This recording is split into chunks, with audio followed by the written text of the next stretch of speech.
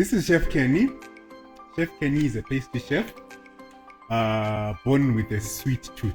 I've seen that many times. You go into a function, you find that the only dessert that is being eaten is fruit salad and ice cream, right? But people love dessert so much. People love dessert. When they look at this, they would say, wow, how did you do this? But this is possible. We as caterers, we need to diversify and make this section a very, very good, prominent, and well adhered to section. Let's specialize. Let's give our clients super amazing dessert.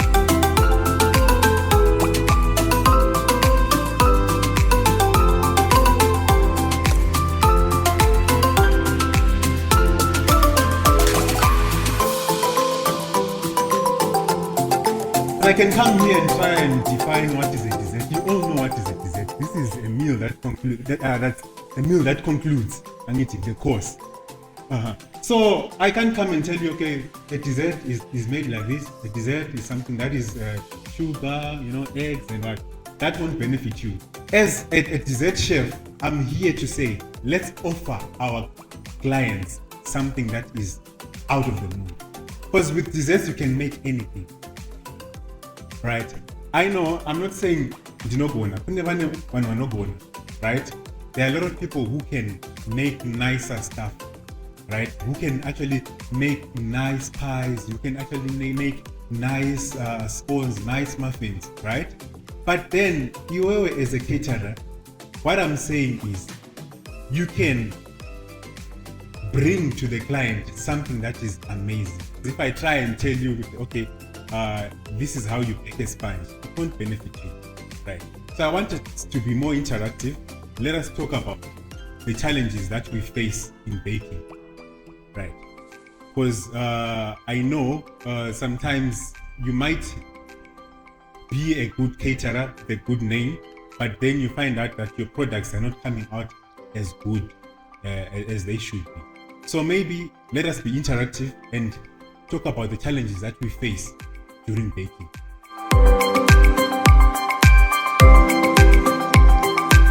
So what happens is, when the cake flops, number one, baking technique, temperature. The temperature that you set your oven at determines that. And then maybe before I go any further, in your mixing and in your preparation of the cake, right? Sometimes you may overmix the cake, right? If you overmix the cake, maybe let's say you're making a sponge, you whisk the sponge for a long period of time, right? And then you fold in at the end of the day. What happens is, when you put it into an oven, a cold oven, the cake might flop, right? If you put it in a very hot oven, the crust on top of the cake will be heavy for the cake, right? And then when the crust is heavy on the cake, because there's too much heat, right, it quickly gets cooked on the outside before it gets cooked in the inside. And then the cake becomes heavy and then it flops. I hope you all understand that. So you set your oven at the right temperature. Before you bake, you preheat your oven. It is very, very important. A lot of people, they jump this. They don't consider preheating as a important technique. Preheat your oven first at the right temperature, right? And then when you are done, you do everything while it's preheating the oven, right? When you want to come against with a hand preheat oven, it's not but that does not work. Okay, so what you do, you preheat your oven while it's making your cake, and then as soon as the oven reaches the temperature that you want, some of the ovens don't have those thermometers, right? They don't have those digital ones whereby you see that the temperature is reached 160. But then at least you preheat it 5 minutes before you bake, right? And then you put your cake in the oven, and then you bake at the right time again. If you bake it for a less time, if it's a sponge, it will flop because the inside is not yet cooked. Okay, the dryness, sometimes what happens is, you would have put a lot of flour, right? we go back to the basics. The correct measuring of ingredients is very essential. Don't be like those chefs and Wagara Mindas, I can tell this flour is 200 grams and then just right? Always have a scale, measure 200 grams correctly, right? And then after measuring, you put your correct ingredients. Number one. We've got dryers. Dryers, things like the flour is a dryer as well, and cocoa powder is a dryer. So you find that if you are making maybe a flour as well as a dryer. So if you are using cocoa powder and corn flour and as well as flour, right? Make sure that you measure the correct ingredient, because if you don't, if you put more cocoa powder, your cake will be very dry, right? So those things really happen. So first of all, read your recipe through, right, and know the ratios well before you attempt to bake. Because if you just bake and then just estimate, okay, I'll just estimate cocoa powder. Maybe the one that I have, yes, I already show, let me just put 4. Yeah, one this, let me just put all of it, right? Then your cake will be dry. Is it? And then the other thing is insufficient liquid, right? So that goes back to measuring ingredients. If you don't follow your recipe correctly, it doesn't come out. A doomed shape. One thing that happens is, for you to achieve a doomed shape, what happens is sometimes you would have used a smaller tin, right, for the cake, and then sometimes what happens is you would have used, your oven will be too hot. When your oven is too hot, the center part of the cake will quickly cook, and then it will rise at the center and then becomes big at the center, right? It can be a pit top or a doomed cake. So the temperature, if it's too hot, sometimes when you're making creamed cakes, this happens to creamed cakes, your butter will quickly cook in the inside, and then or sometimes it cooks in the outside, right? And then hardens on the sides of the cake, and then the center slowly cooks, right? And then sometimes when it's not cooked, just because on the sides the cake has cooked thoroughly on the sides and the center is not yet cooked, so what happens is that center now wants to cook, and then it now shoots on top at the center, and then it rises and it becomes a doomed shape. This is what happens. So the temperature, if you put it at a very high temperature, that will happen. It will cook in the on the round of the tin, and then the center will cook last, and then it will. Okay, too much whole, sometimes it is using maybe let's say you're creaming in. You cream in for a long period of time, and then you also add baking powder or any additive, right? Baking powder, you will have a lot of gases, right? Because your cake has got too much air, and then sometimes the fact that the oven sometimes is too hot, it will actually explode and give those huge holes in the cake. That also happens. Okay, shrinking of a sponge cake, usually it's insufficient flour. It can be insufficient flour, too high a temperature, or too low a temperature. If your temperature is too low, it will slowly cook and get tired and shrink, right? Sometimes the temperature will be okay, and then just because maybe you over mixed it, and then it becomes too light. If you whisk it a lot of for a long time, actually, it will have a lot of air in it, but then the flour is too less for the sponge, so it cannot sustain that flour. That air now gases out and then leaves the sponge shrink. So you have to time your whisking. That is very important. Time your whisking, don't over whisk, and don't whisk less. Just reach ribbon stage, and then you are good to go. So this happened at Demonstration, whereby I found them making the sponges. So when they make the sponges, they'll rise up. Everything is okay. And then after 5 minutes, you found that the sponge is now like this, but it was not. Okay. So the technique now, I told them the technique. Do you put cornstarch in your? Okay, try and put cornstarch. The ratio is for 10 eggs. Try and put 45 grams of cornstarch. 45 grams of cornstarch for 15. Yes.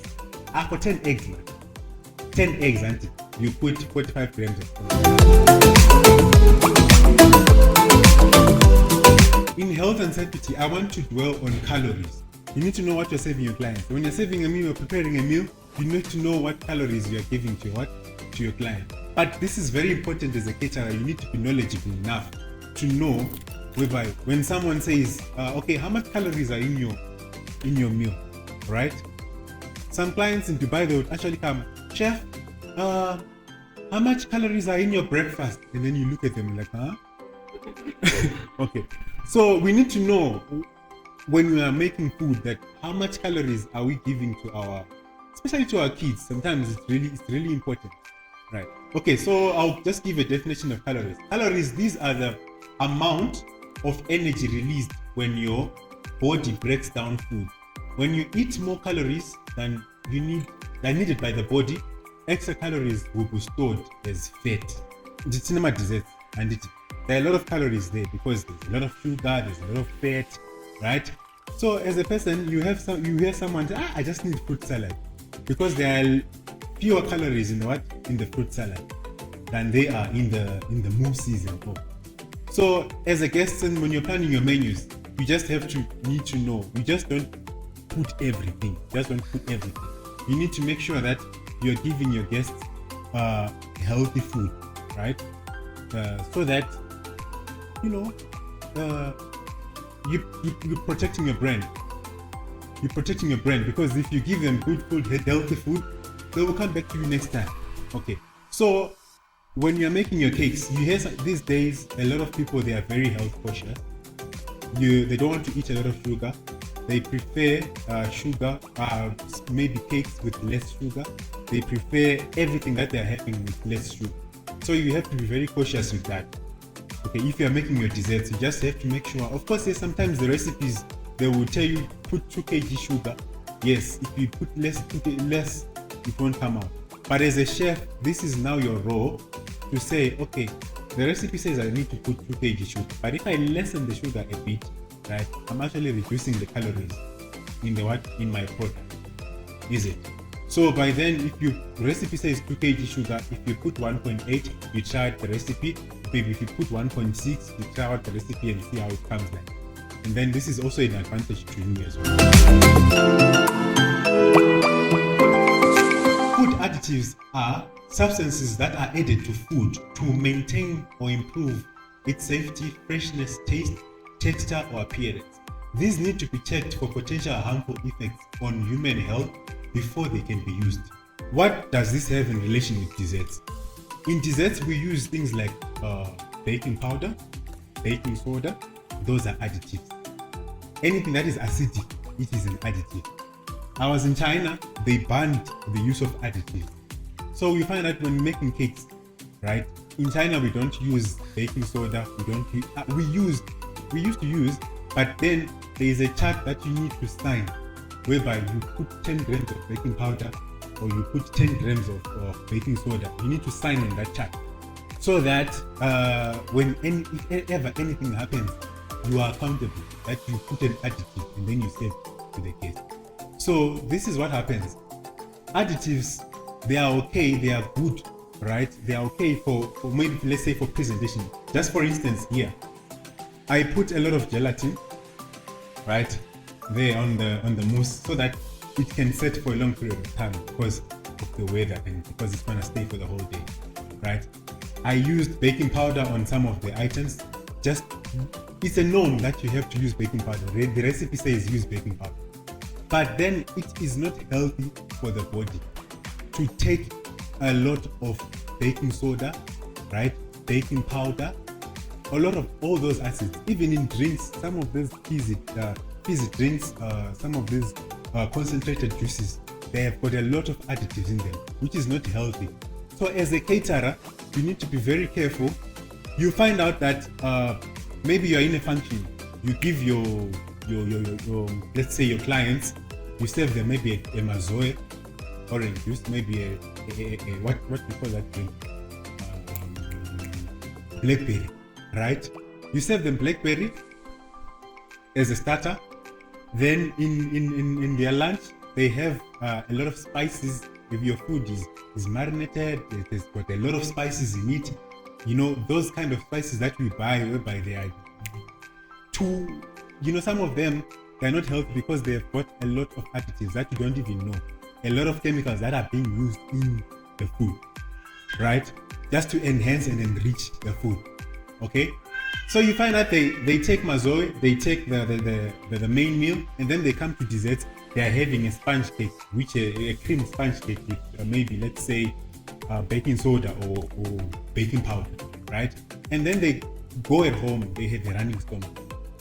Okay, after a running stomach, it's because of what? Of the additives. Maybe your food would have been cooked well, properly, but it's because of the additives that they cook, right, on their meal, that has caused all that. You find out that maybe you as a caterer, you did everything well, you did all the process well, the HACCP well, and then you followed all the procedures. But then, because of the additives in the food that you don't know of, those cause that. And then you find out maybe your food, if it stays longer, it will actually ferment because of those additives, because they're actually harmful in the body. Let us be careful and in using all those additives. Yes, I'm not saying don't use, but you should use maybe when you are planning your menu. Make sure that your items, maybe there is only one item with an additive, and most of the items, they're actually balanced. They don't have additives, right? It actually helps you as a chef. You also need to know how to make, you know, to invent cakes that don't use them. But my main mission today is to actually help you to come up with an idea, right? To give you an idea of how you will set up your dessert plate. You know, it's so disappointing to just have ice cream, right? At least let us be innovative enough and take up the idea of having a nice. So there is use of sugar work, right? There is use of sugar work. A lot of people, they don't know how to manage sugar work, right? So I'm here to help you how to manage sugar work. So sugar, you can make quite a lot of things from sugar. So what you do, you take your sugar, maybe let's say about 500 grams of sugar, right? You melt it down. We know all how to make sugar, do we? You melt your sugar. You can take white sugar. You melt your sugar 500 grams at a temperature of about 100 degrees. Okay, you melt it, and then after that, when it's completely melted, right, you can then add your baking soda. That's an additive, but you add about 3 grams of baking soda. So when you add your baking soda, the sugar will actually rise up, make a froth, okay, and then you turn it over onto a silly pad. We all know what a silly pad is, right? An oven mitt. So you let it cool, and then you can now, when it dries up, you can cut it up into chunks. You can serve it with ice cream. You can make it as a topping on top of whatever dessert you can make. That is a honeycomb. Okay, and then we've got chocolate work. So my theme here, it was chocolate work, right, and gold. So most of the stuff that I did, a lot of people don't know how to come up to use chocolate. It's very difficult for them to use it. They only know the one for dripping on the cakes. That is the only one they know. So there, this mold, right? Okay, working with chocolate and water don't mix. We all know that. But a lot of people, you find that just because they don't know, they tend to, maybe if a drop of water gets into the chocolate, they just say, no, let me just mix it to work. Yes, it will work, but it won't give that perfect finishing, right, of the chocolate. So tempering chocolate needs to be tempered when you are making stuff like that. That would stay. It can stay for the whole day, even for the whole month like that, as long as the temperature is what is at room temperature. Okay. So if you temper chocolate, you find out the outcome will be shiny.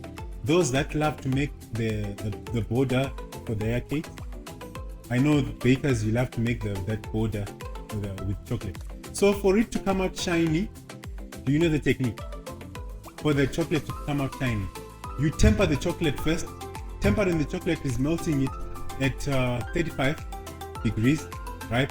You melt it you melt it at 40, and then you reduce the temperature up to 32 degrees, right? You reduce the temperature up to 32 degrees and keep on reducing it. Before it sets, right, you can now work with it. You can work with it, but don't wait for it to dry because you won't be able. I see others when they're melting the chocolate, they melt the chocolate at a 40 degrees, 60 degrees, at 70 degrees. Someone puts the chocolate in the microwave, right? And then they leave it for 4-5 minutes. It will burn, okay? Chocolate burns at what temperature? It burns at 70 degrees. It completely burns. Okay. So what we need to do with chocolate, you temper it, right? When you're tempering it, make sure that the surface that you're, especially when you're using this, make sure that this is clean and shiny. You should have seen these ones before I brushed them with gold dust. They were shiny. Okay. So that will give that bright. But my question now comes back to the caterers. How does this chocolate work thing help us as caterers, right? You become unique. You know how to work with chocolate. You can make displays of chocolate. You can make anything with chocolate. You know, if you have a wedding, maybe a function, a VIP function, you can make such desserts and then just put them there, just for pictures. People will love you. And they say, there's that lady, she does a wonderful dessert. Is it? So this livens, this brings up that wow to your brand. Is it? So you can work with chocolate, and then chocolate is comes up in different types. We've got the dark chocolate. It comes up in 32%, right? 32% is the milk chocolate, right? And then we've got the 68%. 68% is dark, but then it doesn't set. If it sets, it quickly melts compared to the 72% chocolate. So you need to know your chocolate itself. This chocolate that I'm buying, I know we usually buy maybe from the cake shop. Those people, they don't know. I walked into a cake shop the other day and I asked, okay, how many percent is your chocolate? Huh? You know, they don't know. So you need to know your chocolate when you are buying your chocolate, because sometimes you want to make chocolate work, but you don't know what percentage the chocolate is. It won't work. It will quickly melt maybe on a hot day. Okay, so there is a 32%, 68, and the 72. I don't know if there are any other, but those three, these are the ones that I know. And then when making ganache, some people have got challenges in making ganache. Ganache, we all know what ganache is, right? Yes. Sometimes people buy, these cake shops, they're killing us because we just go and buy ganache and then you just come in and buy. But you don't know how to make it from scratch, right? You make a ganache, you melt your chocolate over a bain-marie. That is very important, right? Melt it over a bain-marie. Make sure that there's no water that comes or steam that comes onto the chocolate. After that, you add your warm milk, your warm cream, which is the ratio is 1 kg chocolate is 750 of what? 1 kg chocolate, right? And 750 cream. Easy. That will give you a very perfect ganache. There is the use of glasses. These days, glasses are taking the cup because a lot of people use glasses. So you can actually make nice desserts by putting your mousses on glasses, like how I've done it there. Right? You can have a function of about 100 people. You just take your glasses, they set them on a box, whatever. If you have a fridge, you can do it overnight. You just do your mousse, you pour it on glasses, halas, you're done. Even small glasses like this, it doesn't have to be a very big glass. Small glasses like this, then you present nicely. We've got the use of fruit decorations. I've got my master chef there, he knows how to carve. I know carving is very good and it's time consuming, yes, at the same time, but it gives you that wow. Imagine if I had a fruit carving stand over there, and then my desserts flow like that. You know, it's good for pictures. People love pictures, right? I know it's time consuming, and some people say that carving is old fashioned. Hey, there's nothing that is old fashioned. As long as it is beautiful and nice, it is the way to go. If you can do that as a caterer, you are different. Desserts, they need to be in the fridge, right? They need to be in the chiller, whether you like it or not. Okay, if I come in like this, right? There are certain desserts that can stand for long, like maybe the one with the honeycomb. That one can stand for a long period of time. But the mousse, you can't lay it at 8 and then serve it at 2. And then you expect the guest to eat it like that. No, you cannot eat it. So don't lay some of this. That I didn't put cream here because if you put cream, it has to be refrigerated. The surface has to be cold. That is the standard. That is the standard. If you're going to make dessert, always serve it cold. I've seen a lot of people, they make trifle and then that's the only dessert that they can make, trifle, and then they leave it on the station there. On the side there's a bain-marie, it's warm and it's hot. The trifle stays there for the rest of the day. Maybe the desserts are eaten at around 3 when they are served at around maybe 11 or 12. And then the trifle stays there. Maybe it was made yesterday, right? You find out that at the end of the day you eat that trifle, hey, kumba mawan, because you didn't keep it in the chiller. So you always make sure that the dessert, this should be the number one rule. Always serve your desserts cold, no matter what. Always make sure that your desserts are cold when you are serving them. Don't compromise, because if you compromise, you're actually giving room to disasters like food poisoning. So make sure that you serve your ice cream cold. If you don't have that facility, you have to make sure that this is the first thing. Your desserts should be your priority. If you're serving desserts, your ice cream, whatever, you have to make sure that the chiller is working on the event, and it is at freezing or the right temperature of chilling, and so that when you serve your desserts, they are cold. Always use butter, margarine at room temperature when you're making cakes, when you're making desserts. Make sure that you're using it at room temperature. That is a clue. Always preheat your ovens. I've talked about that one. Reading through your recipes, and make sure you understand your recipes. Is that okay? And weighing of ingredients, that's very important. And then knowing your oven's idiosyncrasies, right? Know your oven. Yesterday I was using Chef T's oven. I didn't know. I just came in and I started. I switched it on. The temperature that I know is I want to do my brandy snaps at 70 or 80 degrees. Hey, after 3 minutes, the whole thing is burning up because I don't know the oven, right?